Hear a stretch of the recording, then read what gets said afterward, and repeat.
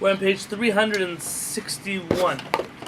We were talking last night about whether a lady's allowed to wear a tzitzit or not. And we mentioned there's an old-time argument between Maran and the Rama, between Rabbi Yonatan and the Rambam.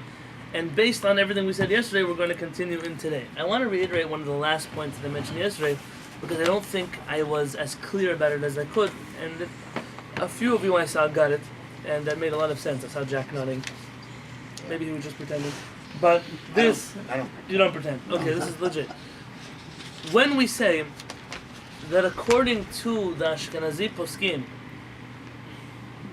we're going on one premise. The premise here is that the reason why a lady should not wear tzitzit is because it is a man's garment. Yes? Yeah. If it is a man's garment, then she is putting herself in a situation of violating a biblical prohibition in order to fulfill something that we said what is not an obligation. Does a man have an obligation to wear tzitzit? No. Only if he's wearing a four-cornered garment does he have to put tzitzit on it. You don't have to go out of your way, like we do today, to buy a four-cornered garment and wear it all the time. That may be prevalent custom, that is not the halakha. Halakha is so long as you don't wear four-cornered garments, you never need to wear tzitzit. There were many countries where very observant Jews did not wear tzitzit. Many rabbis didn't wear tzitzit. And he said some don't even wear kippot. Yeah, of course. There were many countries where Jews didn't even wear kippot. It's a more modern custom. Yes. I mean, there were always communities that wore tzitzit and kippot, but to have become totally mainstream in the Jewish world, that if you were observant, you dress like this, that's a relatively recent thing. The generation after the Holocaust. So we're not even talking 70 years. 72, 75. Wow. Yeah? Now, that being said, Even in Europe too? You said like Syria there. No Syria, Morocco, in Europe you had, the German Jews didn't wear kippot either. Mm. The Germans were notorious, very religious Jews who didn't wear kippot. When they prayed, yes. When they ate, yes. When they made mechot, yes. But not in the streets, not at home, not at work. You even had that after the Holocaust in this country. The German Jews in Washington Heights didn't wear kippot until I guess the rabbis felt that everyone else was doing it, so they pushed their community towards that direction. But that wasn't the practice. That was not the custom. And these are, I'm talking, very religious people. So it's not like they weren't so observant, and that's why they didn't do it. It just was not the Jewish custom at the time. You're going to see here in this paragraph some eventually. I just want to recap this point. If this is the reason, wearing a man's clothing, if she was obligated in tzitzit, it's a different story. That she's not wearing a man's clothing because it's a lady's tzitzit. But she's not obligated. Neither is a man. So, a man has to he puts on tzitzit. Why should a lady go out of her way to obligate herself in something, not that women are exempt from, but even that men are exempt from? And then to put herself in a situation where, according to a number of very big poskim, she is violating a biblical prohibition of wearing a man's clothing. And for this reason, the poskim said, I'm sorry, it just doesn't make sense. We know that Maran says that ladies, what's his opinion? Ladies cannot wear tzitzit. The Rama says they can. They can wear tzitzit. But we tied this into an older argument. There is a commentary that says you have to understand some more Shulchan Aruch. Do you remember when we had an argument? Can a lady tie the tzitzit on the corner of a talit? Can a lady do it or not? I mean, she's not obligated. So is she allowed to do a mitzvah in which she's not obligated in? Maran says she cannot. Maran says she can. Maran says she's allowed to tie the tzitzit. She is allowed to. The Rama says she's not allowed to. And if she would tie the tzitzit, a man would not be allowed to wear that talit, he wouldn't get a mitzvah with it. So now follow this logic. According to Maran, who says that ladies cannot wear tzitzit, the reason might be because that tzitzit is a man's clothing, because a woman is kosher to tie tzitzit, and therefore that tzitzit, according to him, is a man's clothing that a lady cannot wear. But according to the Ashkenazim say that a lady cannot tie tzitzit, and if she does, a man cannot wear that clothing. Memela, therefore, a lady can wear tzitzit, because if she tied the tzitzit, a man couldn't wear it anyways, and you've solved the problem of wearing a man's clothing. You understand? Yeah. That's just like Kind of reverse. Yeah. It's exactly the opposite of what you would think. Yeah. I mean, the reason why Ashkenazim are saying it's okay is because that tzitzit is not really kosher in the first place. The reason why Sfaradim are saying it's not okay is because that tzitzit is kosher. In which case, the bottom line is that everyone agrees the lady should not wear tzitzit.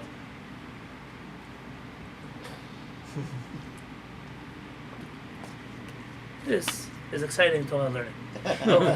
But this is why I always say, Ashkenazim and Sfaradim, they didn't make up their opinions out of nowhere. There are very often such lines in Shulchan Aruch.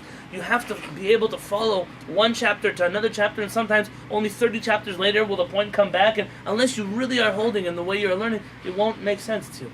We're going to do that right now in this paragraph. We're going to jump into the commentary of the Maharil. This is only, we're learning what's called now Aliba de Maharil. We're ignoring all the other opinions we've learned until now. We're now just taking apart the writings of the Maharil. He was,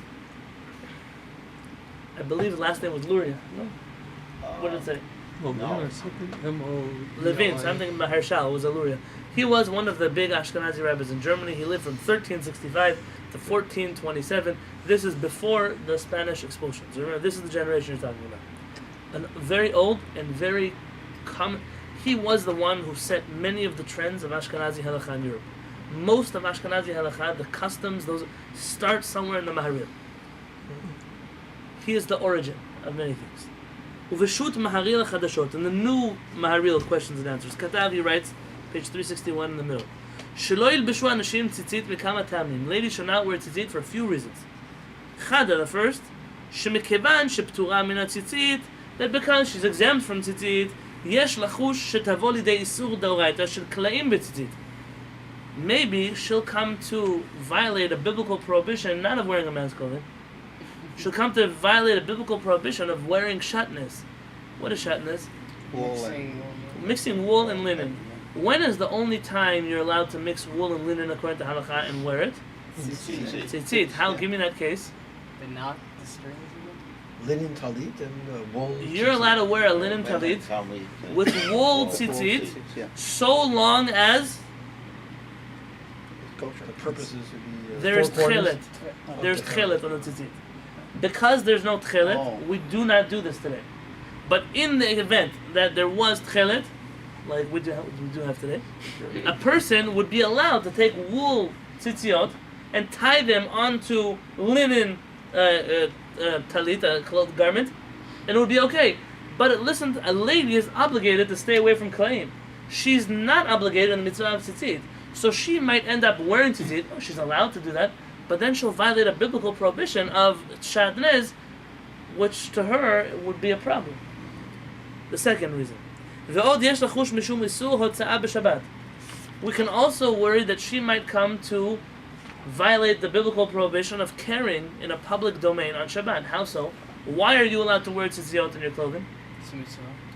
No, that's not. Remember, that's not the answer. We learned this. Because it's part of the clothing? It's considered like a Are you allowed to go out with the decoration frills on your shirts or buttons that you're not buttoning? Why? Because that's the way you wear that clothing. Meaning, if everyone cut off their top button, they didn't button, it would look like there's a button missing. Yeah. By a lady who wears a four-cornered garment, are you expecting to see tzitzit on it? Usually not, and therefore her tzitziot are extra. They're not part of the regular decoration of the garment, and by her, she'd be carrying those tzitziot on Shabbat. She does not have the same exemption as a man to wear tzitziot on Shabbat, because those knots would be considered carrying. It would be no different than tying something to the corner of your shirt. You can't walk out on Shabbat with that. Not unless it's part of the way you wear your clothing. Yeah. So these like tie clips that, like I heard of these tie clips that are like they're made out of the key, like there's these Like a tie belt clips. buckle. That's key. That it is The the belt key. buckle that is the key, the So shirt button that is the key. So what I've is seen that? many of these things. I haven't spent enough time learning about it, to tell you the truth. I do remember once seeing an article written by Talmid Chacham about it in one of these rabbinic journals, and he was very not fond of this. But I cannot tell you that he's correct. I don't know. I'm not saying either way. I don't know. That's what I'm telling you. I don't want to prohibit something that's allowed, and I don't want to permit something that might be prohibited. In the meantime, use one of those combo These boxes. boxes are very Wheelchair boxes. they've not made any difference for me. So, then therefore, Cut. you know, there's a synagogue in Rhode Island that I went to. Password. They change the password every week. 316, 613, And what do? 163. They write it in Hebrew letters on top of the lockbox every week. So unless you're Jewish and unless you're only if you're Jewish and know how to calculate gematria, you'll be able to figure out the code for that week. They write like Aleph Gimel Daled Hey, so that means 1, 2, 3, 5. Oh, then you know. Okay, that's good. And somebody else who sees it won't know the combination to the law. Welcome, Yeah, Jews. they do that. The problem is if we would do that here, we might have half of our shul stuck outside of the shul because not everyone is an expert in gematria, so that's going to be a problem. So because of that, therefore, דאף על גב דהציצית חובת גברו, מכל מקום אין הציצית חובת הגוף, שהרי אינו מחויב לקנות בגד של 4 כנפות כדי להטיל בו ציצית, ורק אם יש לו בגד כזה צריך להטיל בו ציצית, ואם כן יש לומר דהני מילי גברי, ונשי מה להם לכך, סוף סוף לה בני חיוב נינו. We know, there's an interesting twist, and I don't know that I know how to explain it well enough. We say that it's not a person's obligation to wear tzitzit, rather it's if you're wearing a 4-cornered garment. On a person who's obligated to wear a 4-cornered garment, must you put 4 strings on the corners. But if you put a 4-cornered garment on a body that is not obligated to wear 4-cornered garments, why in the world would you take the extra leap to also put tzitziot on that 4-cornered garment? It's one step too far removed. Ve'od, and therefore, Dikar mitzvah tzitzit, this reason I have a struggle with, because it's not true for men either, but he writes it, let me explain. Dikar mitzvah tzitzit liskor tariag mitzvot. The main purpose of tzitzit, as we've mentioned, is to calculate the 613 mitzvot, to constantly remember the 613 mitzvot. V'nashim enan bechol tariag mitzvot. Women are not obligated in all the 613 mitzvot. Shari pturot mitzvah taseh she'azman garma al mitzvot, because ladies are exempt from a number of mitzvot. And therefore, they don't have this obligation to remember 613, and that's why he says not to learn. The problem that I have with this is that men are also not obligated in all 613 mitzvot. Some of them only apply to the Kohanim, some only apply to the Leviim, so I find this reason to not be the strongest reason, and that's probably why the Maharir left it for the end. It was kind of like, if I had to put some sprinkles on the top of the cherry that I already put on top of the muffin, that I already put on top of the icing, this is just what I'm adding to it. It's not a solid proof. I want to be fair with that. V'siyem ha'Maharir, and therefore the Maharir concludes his letter. Hilchach, therefore, mikol hani ta'amim, based on all of the reasons I mentioned. Af, listen very carefully, hold on to your chairs. Af, even though, ki ra'iti nashim shelofshot daled knafot metzuyatzot. Even though I have seen ladies who wear tzitziot with 4 corners and tzitziot on the corners of it. Even though I have seen such a thing, he's not talking here about some non-Orthodox movement. It didn't exist then. He saw Orthodox Jewish ladies wearing tzitziot on the corners of their garments. When? Between 1365 and 1427. And that really, That far back. That's more than 500 years. Ve'od hayom, he says, and even today, achat b'shchunatenu, there's even one lady in my neighborhood who wears tzitziot. You know what this letter reminds me of? I have a letter, I believe it's from the Chatam Sofer. I have it in my notes. I wanted to add it to the 2nd volume of Yehi Shalom. He was writing a letter. Someone asked a halachic question, he was writing a response. He said, I'm sorry that I have to be so brief, but the ladies threw me out of the house into the oven room because they're cleaning the house for Pesach and they're doing all kinds of things which they're not obligated to do before Pesach, but because they think it's a mitzvah to clean this much on Pesach, they've shoved me in the corner of the house and I don't have my books and I don't have my pens and I'm very cramped. He said, I'm not able to finish the letter, so I'm just going to briefly write you an answer. Now here he's telling you it's not a halachi, it's a fact. In my neighborhood there's such a lady who does it today. Nira deino ela min hamatmihim. It appears to me that somebody who wears tzitziot is not praiseworthy, but she's matmihin. She's one of those who cause bewilderment. I don't understand. Why is she doing this? There's not an extra level of holiness. I mentioned many reasons for you why this could actually be a problem. And if you wanted so much to keep Torah mitzvot, you would at least stay away from violating the Torah mitzvot. Maybe not a prohibition to wear tzitzit, but other prohibitions that might come out of it. V'yuhara chashvina lahu. So at the very least, it's considered showing off. I'm wearing my tzitzit. You are a lady, you want to wear tzitzit? Okay, so tuck it in your skirt. But you wear your tzitzit, you wear a tallit, you're showing the whole world. This is no different than a man who's doing a stringency that he's allowed to do, but we don't let him do it because you're not allowed to do stringencies to show off. I believe that if we would enforce this stringency on men, this halakha on men, you can't show off your mitzvot, we would also be successful doing it with ladies. But because in today's Jewish world, we let men do whatever stringency they want to do, and ladies can do whatever stringency they want to do, except for this one. It's almost like we've messed up the balance in halakha, and it's coming back to bite us. We allow people to have 7 sinks on their house if they want to. We allow people to only buy things with 6 hechsharim on them. We allow them, and therefore, why can't we also allow them to? I mean, that's yuhara. That's showing off. This is also showing off. But because we don't enforce this prohibition of showing off, and I'm sure until a few weeks ago when we first discussed yuhara, people didn't even know there was a prohibition. Then this problem has come back to get us. Umikru hedyotut. So then I consider this an outright act of stupidity. Not hedyotut is not stupidity, it's more like ignorance. A hediot is ignoramus. Idiot is the word we picked up from there, but hediot, the reason where does this come from? The Gemara tells us, Kol hapatur midavar ve'osehu. Anybody who's exempt from something and still chooses to do it, nikah hediot. It's called an ignoramus. Why would you do something if Hashem tells you He doesn't need you to do it? I mean, what is the point of that? We think it's okay. I want to be strict. I know I don't need to, but I want to do it. Halakha says I don't understand. If God doesn't want you to do it, why are you doing it? I mean, what do you think you're going to accomplish from this? It's like I told you, the guy who gets pulled over by the police officer for speeding. And because of that, license and registration says, but officer, I'm wearing 2 seatbelts. So I didn't ask you to wear 2 seatbelts. 1 seatbelt is enough, and you were speeding. But I'm wearing 2 seatbelts. It doesn't count for anything that you wear 2 seatbelts when you're not observing the law. Yes. Couldn't Chumrot also be looked at as a sort of extra credit at the end of a test? If you believe that Hashem has such a thing as an extra credit. But I'll tell you, the answer is yes. Chumrot could be considered as extra credit. This is true. The Kehillat writes what you're saying. The Kehillat, though, mentions the following. It says, what if you fail the whole test? The extra 7 points you got for extra credit doesn't help you with anything. It not only does not help you, it almost looks foolish. Like you knew the extra credit questions, but you didn't know anything on the test. He says, how could you speak Lashon Hara, you're not straight with your money, you're mean to people in the Beit Knesset, you eat without saying a bracha, but the extra stringency in this I do. He said, you failed the whole test, but the extra credit you got right. It almost looks bad about you. It's better for you to just stay away from the extra credit also.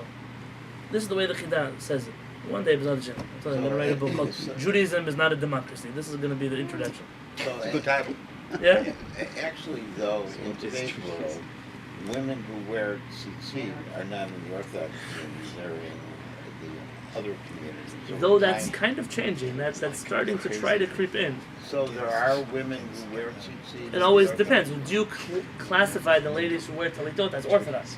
Most people say, well, they're not Orthodox. They're not following Orthodox tradition. But you're having what's called increasingly Orthodox people. Orthodox people who are increasingly starting to do such things, and this is where this question is coming up. But you're right. Normally, it didn't start in the Orthodox community.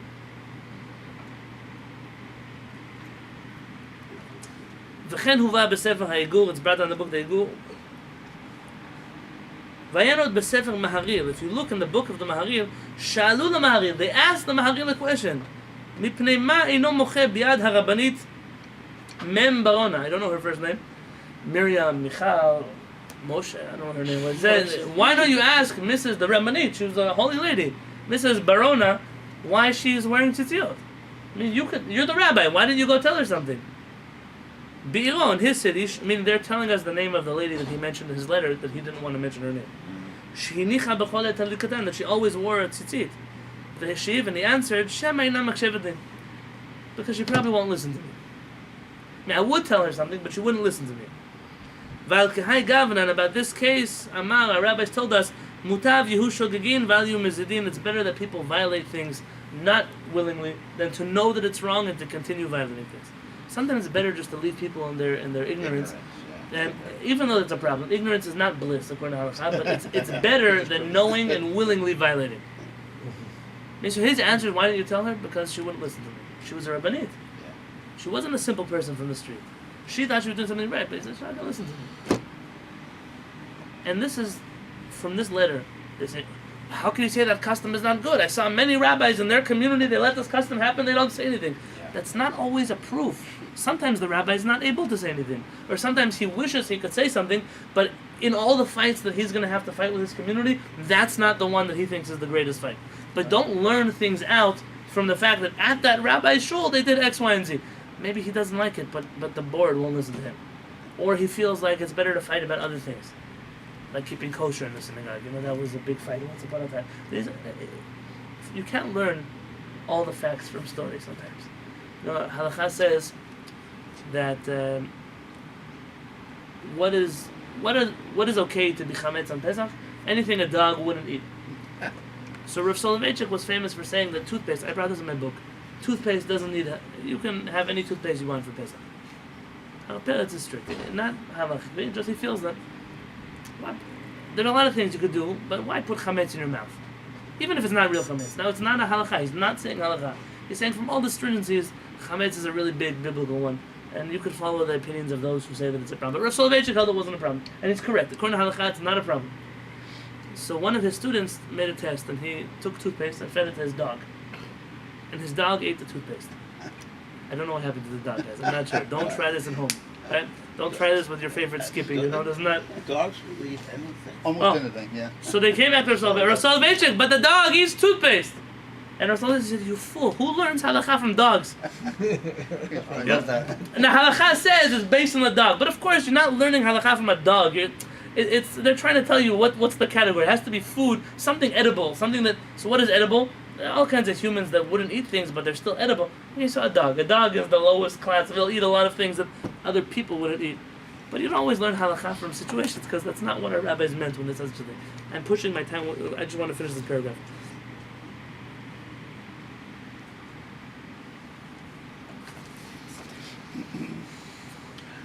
I want to skip this whole. It's a very nice discussion here, but I have a question. What is a time-bound mitzvah? For tzitziot, we don't have an obligation to wear tzitziot at night, so therefore tzitziot become a time-bound mitzvah. But what about something like bikurim, bringing the first fruits?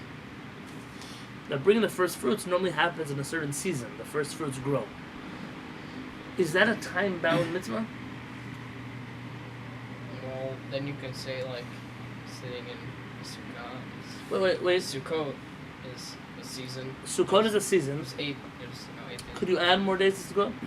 Okay, No. well, What it's happens if those fruits, though, grew in a different month? Do they still qualify as first fruits? They grew in the wrong season. You have fruits that grow in the wrong season. Are they first fruits? First one. Yes. First one. Yes. And therefore, he says that might not be a classic time-bound mitzvah. Even though it has a season in which it normally happens, that mitzvah might not be a time-bound mitzvah. It's more like a situation-based mitzvah. And this question here is nighttime really causing it? Meaning, if I was in a place where it wasn't dark now, would I be able to wear tzitzit? Would I be obligated? Yes. So maybe it's not a time-bound mitzvah, it's a circumstance-based mitzvah. Here we're really splitting hairs. But we're trying to figure out, maybe the lady is not exempt, maybe that's where it's coming from. Maybe a lot of discussions here that are very interesting to have, but they're long and not so relevant for us.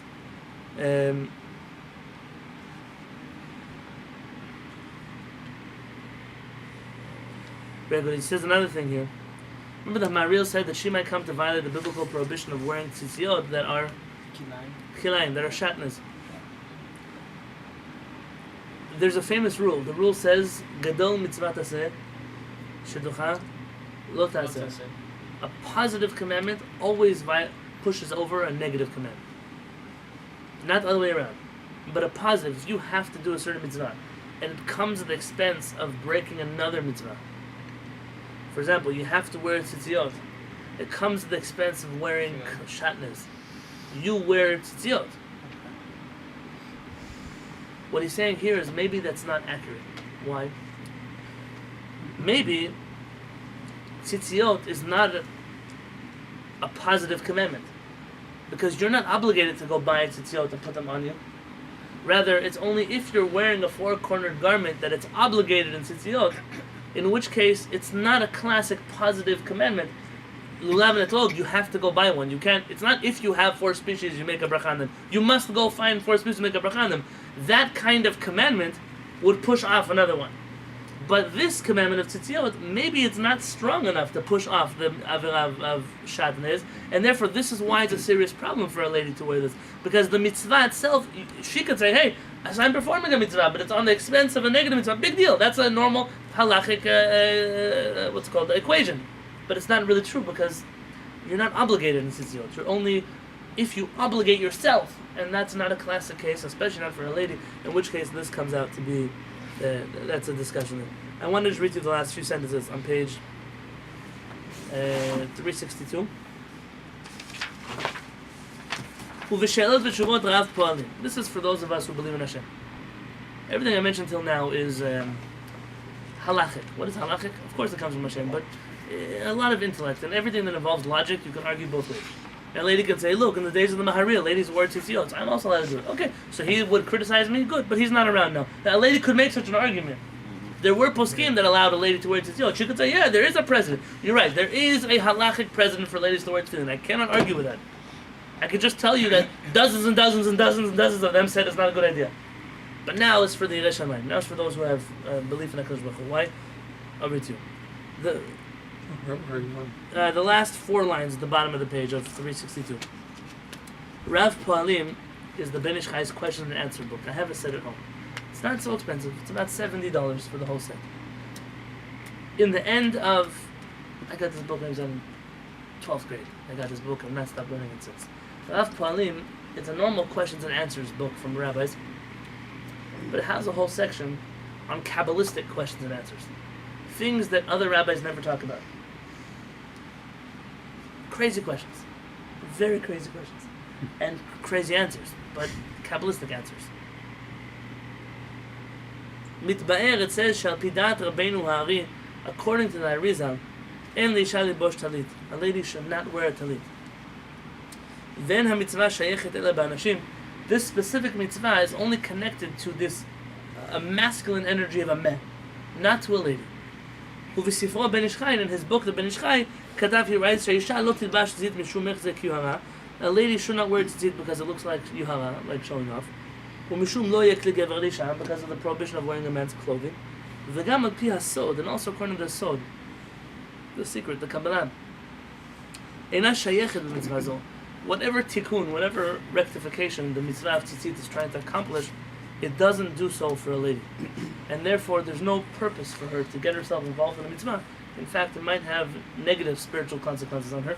And this is what I mentioned to you, where the Ben Ish Chai says that Michal, who wore tzitziot, was not able to have children because she was tapping into, it wasn't a feminine side that she was connected to. I don't understand Kabbalah enough to explain this to you.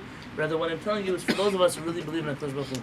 If a person says, I want to wear tzitzit because I want to get close to Hashem, more than the halachists, the Kabbalists were the ones who they focused on how to connect to HaKadosh Baruch Hu. The poskim figured out how to connect to being ourselves, how to follow Torah mitzvot. The Mekubalim took it a notch higher, and they're telling us this mitzvah, yeah, there might be rabbis who say they can, they cannot, but they're talking in terms of halakha. In terms of Kabbalah, it's a disastrous effect that it can have on a lady to wear talit. If you truly want to serve HaKadosh Baruch Hu, why would you put yourself in a place where you're doing something that HaKadosh Baruch Hu didn't ask you to do? Now, that only works if you believe in the Mekubalim, and you believe in their approach, and you accept their authority. If you don't, I can't help you. Yeah, so, I mean, normative Judaism doesn't exactly believe in Kabbalah. Normative Judaism does believe in Kabbalah. Well, then it's believed in not doing it or not believing in it. I mean, What do you mean? What I mean is it's looked at as so esoteric that most people disregard it. Is it disregarding it, or we don't dabble in it because we don't understand it? Yeah, we don't understand it. I mean, we trust there are Mekubalim who do understand it, and we'll take their word for it, just we don't get it. That seems to be the most mainstream Orthodox approach. We might not all study Kabbalah, but we know there is Kabbalah and there are Mekubalim that they know what they're talking about. And how do you feel? I put you on the spot. Put me on the spot. Yeah. In any case, the way that I feel in this situation is I trust the Mekubalim that on a spiritual level they know what they're talking about. And if a person truly, truly, truly wanted to connect, there are so many good ways to connect. There's so many special ways. I told you now, I just had a person come and talk to me about they're having a hard time having children and whatever else happened. I reached out to some Mekubalim and said, you know what the most important thing to do? The most important mitzvah for a lady to do that they don't do is to pray 3 times a day. That sounds so simple.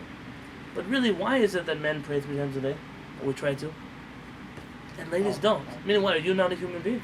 We believe that ladies are also Jews. Well, we believe they also have Hashem. They would have less responsibilities. Correct, but if she wanted to obligate herself in something, the first place to start would be obligate yourself in constantly being in connection with Hashem. That's a great place to start connecting to Hashem, is to obligate yourself to pray more. Obligate yourself 3 times a day to pray. Obligate yourself to say tefillah in the midnight. Obligate yourself in the things that HaKadosh Baruch Hu also puts value on. That would be the greatest place for a person to start. And it sounds so simple, but for men also. Men try to do all kinds of chumrot. If you truly wanted to know what was good for you, that's not the way you would try to fulfill the mitzvah. You would come somewhere else. And B'ezrat Hashem should always guide us on this right path. We'll continue this topic next week. If not any here, B'ezrat Hashem, we'll continue on Monday. God willing. Let's pray, Alvi.